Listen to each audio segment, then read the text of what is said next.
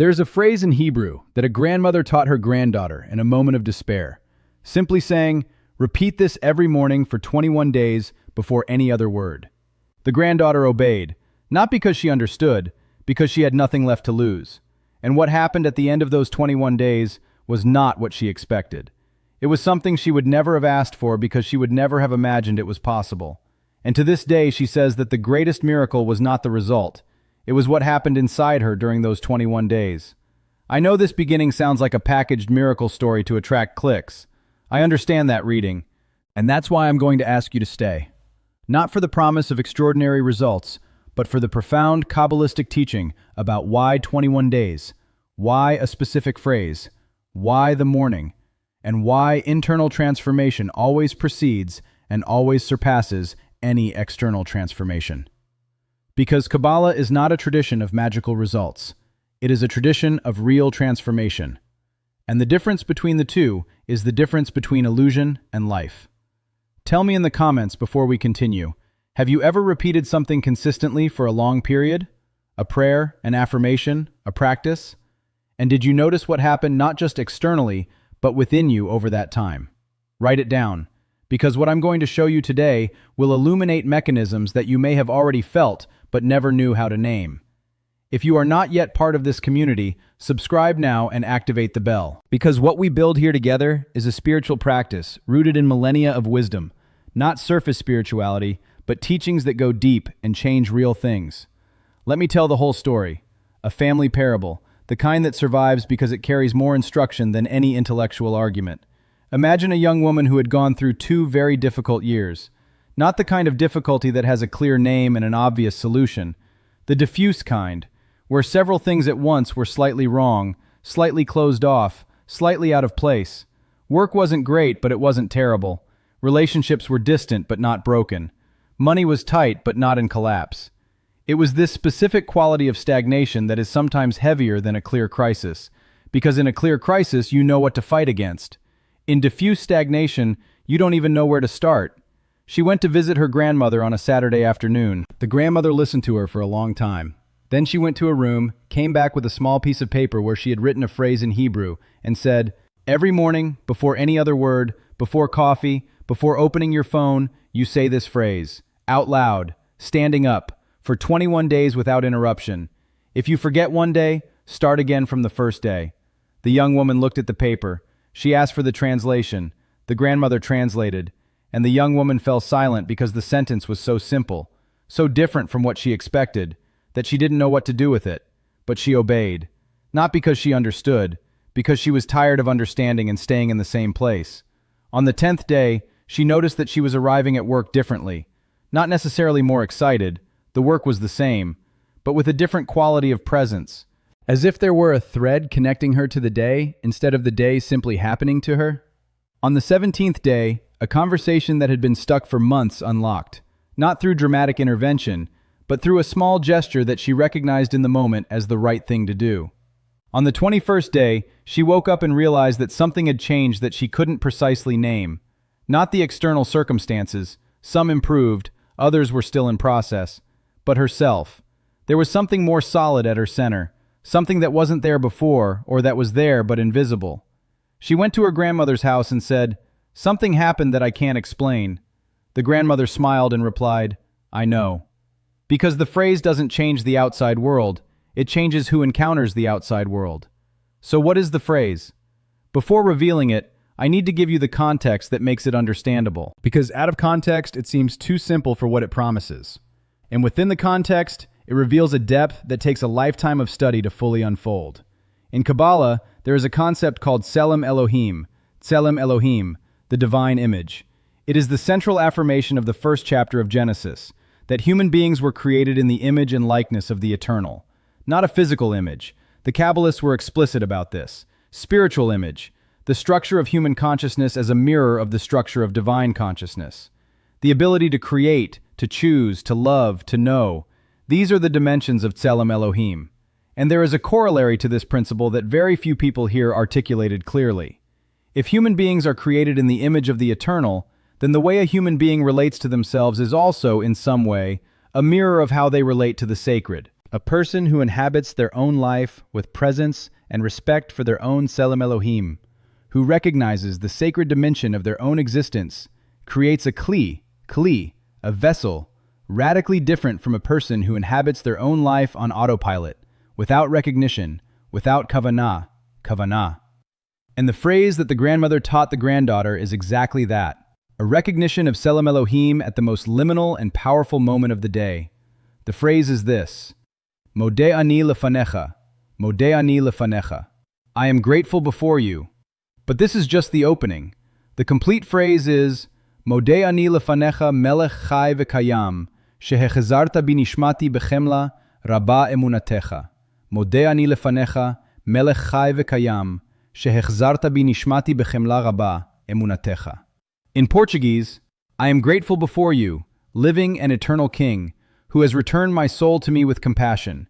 Great is your faithfulness. This is the prayer that observant Jews recite immediately upon waking, before getting up, before washing their hands, before anything else. It is recited without washed hands because it is so fundamental, so prioritized, that not even the preparation necessary for other prayers precedes it. And what Kabbalah teaches about why this specific phrase has the power it does is what I want to unfold with you now. Let's delve into each element, because as we discussed in previous videos, the awareness of what is being said, the dot, the living and integrated knowledge, is what transforms mechanical repetition into active spiritual force. The first word is modeh. I am grateful, I acknowledge, I confess. Not in the sense of confession of guilt, in the sense of acknowledgement of reality. Modeh comes from the root hoda'ah, which in Hebrew has two simultaneous meanings that in Portuguese are completely separate words: gratitude and acknowledgement of truth. In sacred Hebrew, these two acts are the same act. You cannot be genuinely grateful without recognizing the truth of where what you have comes from, and you cannot genuinely acknowledge that truth without feeling gratitude. So modeh is not just thank you, it is a philosophical and spiritual declaration. I acknowledge the reality of what I have received. I do not take it for granted. I see. And the Kabbalists taught that this quality of seeing, of genuine hodah, is the first act of opening the kli. The vessel that recognizes what it has already received has the capacity to receive more. The vessel that takes everything for granted is, energetically, closed to receiving, even if apparently open. The second key of the phrase is melech chai v'kayam, living and eternal King, permanent. Chai, living. It was not living. It will not be living. It is living in the continuous present. And kayam, permanent, sustained, existing by its own support, without depending on anything external. The Kabbalists use this dual quality, chai and kayam, to describe the difference between the eternal and all creation. Creation exists but is contingent. It depends on external conditions to continue existing. The eternal exists and is kayam, permanent, not because conditions are favorable, but because existence is its own nature. And when you declare melech chai v'kayam as soon as you wake up, at the moment of greatest vulnerability, before knowing what the day will bring, you are anchoring your consciousness in a reality that is more stable than any circumstance the day may present. You are saying, before discovering what today has for me, I know that there is a permanence that no day can undo. This is my starting point. This is bitachon, active trust. Not trust because everything is fine. Trust because melech chai v'kayam, because there is something permanent beneath everything that is temporary. The third key, and perhaps the most powerful of all, is shehechazarta binishmati, that you have returned my soul to me. Here is the theological heart of the entire prayer. Kabbalistic tradition teaches that during sleep, as we have discussed, the neshama, the soul, partially ascends. Not completely. The body continues, the heart continues, the breath continues. But the higher consciousness, the highest dimension of being, makes a nightly journey of renewal and return to the source. And upon waking, in that specific moment when the eyes open and consciousness returns to the body, something is happening that Kabbalah considers nothing less than a form of rebirth. The soul that had ascended returns. The day that begins is genuinely new. The person who wakes up is not identically the same as the one who slept. There's been a renewal, a processing, a chidush, a fresh beginning that sleep made possible. Shehechazarta binishmati is the recognition of this everyday miracle, not as a poetic metaphor, as spiritual reality. You woke up. This is not automatic in the Kabbalistic view. It is an act of divine grace, repeated every day with a fidelity that the final word of the prayer names directly. The final word is emunatecha, emunatecha, your faithfulness. Not my faith, not my belief, your faithfulness. The attribute of the Eternal to remain faithful to his commitment to creation, regardless of what creation does or does not do. This distinction is fundamental in Kabbalah. Emunah, emunah, when applied to the human being, is faith, the posture of trusting in the sacred. But emunatecha, your faithfulness, is a statement about the character of the Eternal, not about my spiritual state, not about how much I deserve, about how faithful he is. And ending the first prayer of the day with emunatecha, with the declaration that divine faithfulness is great, is to establish as the foundation of the entire day, not the quality of your own faith, but the quality of the faithfulness of the one in whom you trust. It is a transfer of the center of gravity, from you to the Eternal, from a variable condition to stable permanence. The masters taught that this transfer of center of gravity, consciously done right upon waking, before the ego takes full control, is what creates the different quality of presence that the young woman in the story described. No longer animated, more anchored, with a guiding thread between her and the day. Because the guiding thread was not her, it was emunatecha, the fidelity that sustains even when she herself lacks the strength to sustain. Now, let's talk about the 21 days. Why 21? Why not 7, which is the number of completeness? Why not 40, which is the number of transformation? Kabbalah teaches about cycles of spiritual formation with a precision that anticipates by centuries what modern behavioral psychology has discovered about habit formation.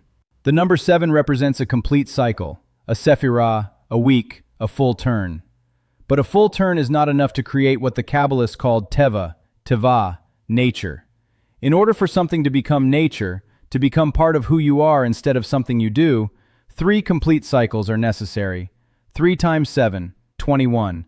And the grandmother's rule, if you forget one day, start from day 1, is not cruelty. It is spiritual wisdom about the nature of formation. A teva that is interrupted needs to start over from the beginning because continuity is part of the mechanism. It is the reshimo, the impression that deepens with each repetition, that creates the teva. And an interrupted reshimo is not a half reshimo. It is a reshimo that needs to be redone from the beginning. This is not punishment for forgetting. It is a description of how spiritual transformation really works, not through the accumulation of points, but through the continuity of presence. So the practice I invite you to start is this. For 21 days, every morning, before any other word, standing, because the physical posture of standing declares to the body that something different is happening. You pronounce the complete phrase out loud. It can be in Hebrew if you want to learn, and I recommend it because Hebrew carries dimensions that translation cannot fully convey. It can be in Portuguese if that is more accessible for you now. What matters is the kavanah, the conscious intention, the understanding of each element that you are declaring. Modeh ani, I acknowledge and am grateful. Lefanecha, before you, not abstractly but with specific orientation to the sacred. Melech chai v'kayam, anchoring consciousness in the permanence that is beyond all circumstance. Shehechazarta binishmati, recognizing the daily miracle of the return of the soul. Bechemla, with compassion, not as a transaction but as grace. Rabbah emunatecha, great is your faithfulness. This is the most stable reality that exists. 21 days, standing, in an audible voice, before any other word. And at the end of the 21st day, you will not necessarily report an external miracle, but you will notice, as the young woman in the story noticed, that something has changed that you cannot precisely name.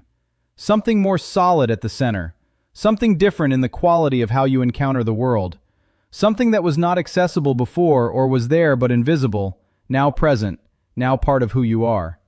That something has a name in Kabbalah. It is called Hergel HaKodesh, Hergel HaKodesh, the sacred habit. And the sacred habit, once formed, no longer depends on effort to exist. It simply is. And the person who has it carries with them, wherever they go, the thread that connects the beginning of each day to the source that sustains all days. Tell me in the comments, will you start the 21 days? Write today the date you will start, not tomorrow, not later. If it's morning where you are now, start early tomorrow. If you're still going to sleep before that, start when you wake up. And write in the comments, I start on day X, because the public declaration of the start is itself an act of hodah, of acknowledgement, and creates a gentle responsibility that supports continuity. And if you know someone who is in one of those phases of diffuse stagnation, where nothing is completely wrong but nothing is completely right, and the energy always seems slightly out of place, send this video to that person. Because sometimes what breaks the stagnation is not a big external intervention. It's a small phrase, said standing, in an audible voice, every day, before any other word. A blessing for you over these 21 days to come, and over every morning they will contain, may the Modeh Ani you pronounce tomorrow be the most honest you have ever said. May your gratitude be real, not performance, not obligation, but genuine recognition that you woke up and that this is the beginning of everything. May the Melech Chai V'Kayim be the ground beneath your feet on days when the ground seems to disappear. May the Emunatecha, the faithfulness that does not depend on you, be what sustains you in moments when you cannot sustain yourself. And may on the 21st day you look at yourself and recognize someone who has been transformed by 21 mornings of presence, and who now carries that presence for the rest of the day without needing effort to do so. Yivarechecha Adonai ve'yishmerecha. May the Eternal bless you in these mornings and keep you. Ya'er Adonai panav elecha v'chuneka. May his light be the first you find upon opening your eyes. Yisa Adonai panav elecha ve'yasem lecha shalom. May over these 21 days and all that come after rest the shalom, the peace of one who begins each day knowing where they come from and trusting in who sustains. Amen and amen.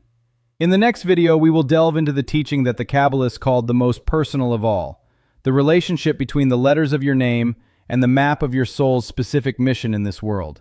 A video that will make you look at your own identity in a way you have never considered. Activate the bell, and I'll see you there. Shalom.